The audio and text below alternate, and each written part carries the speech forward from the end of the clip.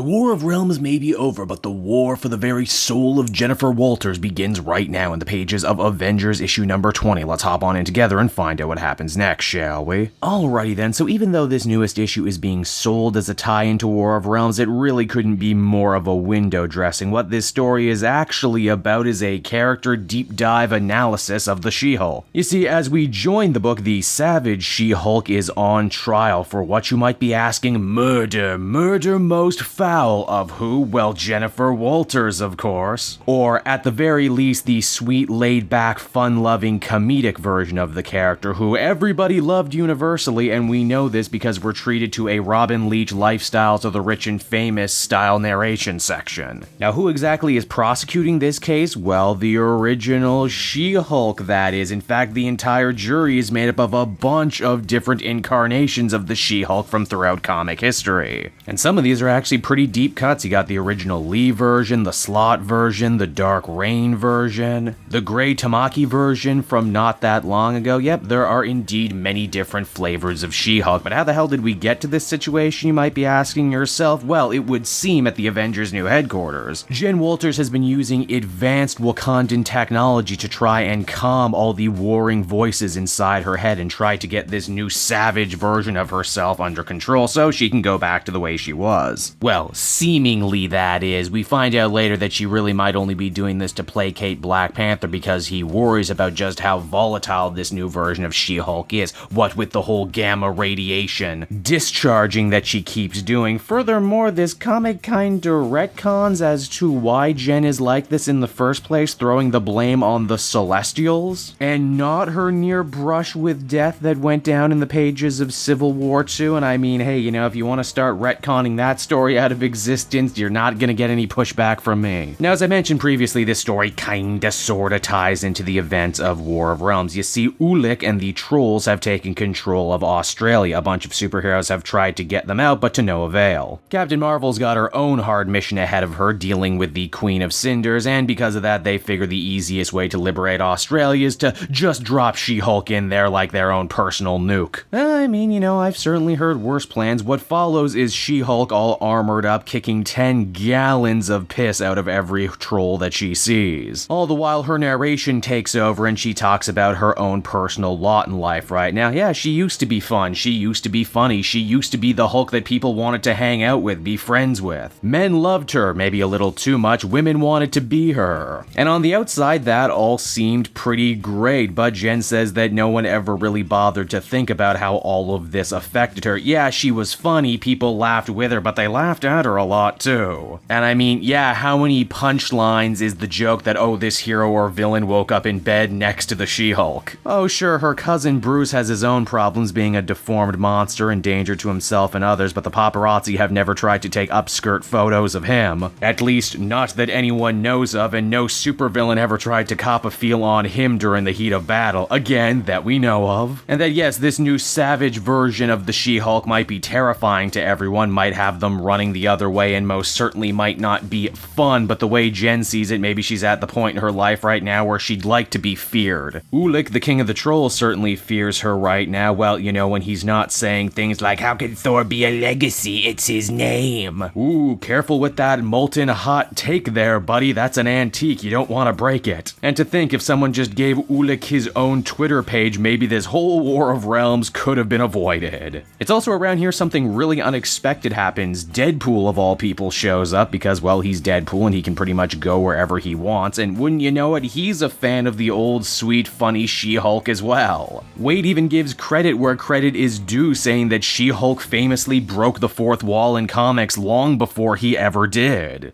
And maybe Deadpool has a point. Maybe she is no fun anymore, but if she is no fun, she's gonna own the fact that she's no fun by wearing a shirt that says no fun. Jen also decides to visit with Matt Murdock, her lawyer friend, who is still dealing with the omnipotent power gifted to him by Heimdall. Daredevil drops a lot of hints about coming attractions, both to this book and the Marvel Universe as a whole. Hey, absolute carnage. Hey, a race in hell between the Ghost Riders. Hey, something with Moon Knight. And also some far-off future event where he says says She-Hulk will be the deciding factor, that being the whole reason the Celestials made her this way now, because they're going to need a true warrior to fight the greatest war of all time. This cheers Jen up a little bit, and she figures that if the Avengers need someone to smash, and if her cousin the Hulk is off being all anti-heroic and devilish right now, then she'll happily fill that void as the comic comes to a close. And so that was Avengers issue number 20, and I gotta say, I was not expecting this issue, but I was pleasantly surprised by what I ended up getting. This story basically exists for Jason Aaron to say, hey, fans of the old She-Hulk, I hear you, I see you, I understand you, I like the old She-Hulk too, but would you please take this ride with me? I promise it's going somewhere. Why, he even puts in a little back door, what with the whole Wakandan therapy machine, to explain why you could probably get the She-Hulk you want back sooner rather than later. And Aaron makes it pretty clear too, with all these deep cuts, that he understands the rich and interesting history of She-Hulk, how she never really does get the respect she deserves, and even her best books are cancelled prematurely. Honestly, what Aaron is doing with Jen Walters is very similar to what he's doing with Robbie Reyes, and Robbie Reyes only got like half a backup story to explain why. What you're reading in Avengers might not gel with his solo series. Here, I feel like Aaron actually has read more She-Hulk books and actually has more of an affinity for the character, even if he is taking her into a radical new direction that some fans feel controversial, or that might even run counterintuitive to how they feel the character should be presented. Ultimately, I did enjoy this issue. I think it takes a lot of confidence in the story you're telling to basically give a whole issue to try and address the fans within the story itself, and to do it in a pretty respectful way, I felt. Overall, I'd give this a 7.5 out of 10.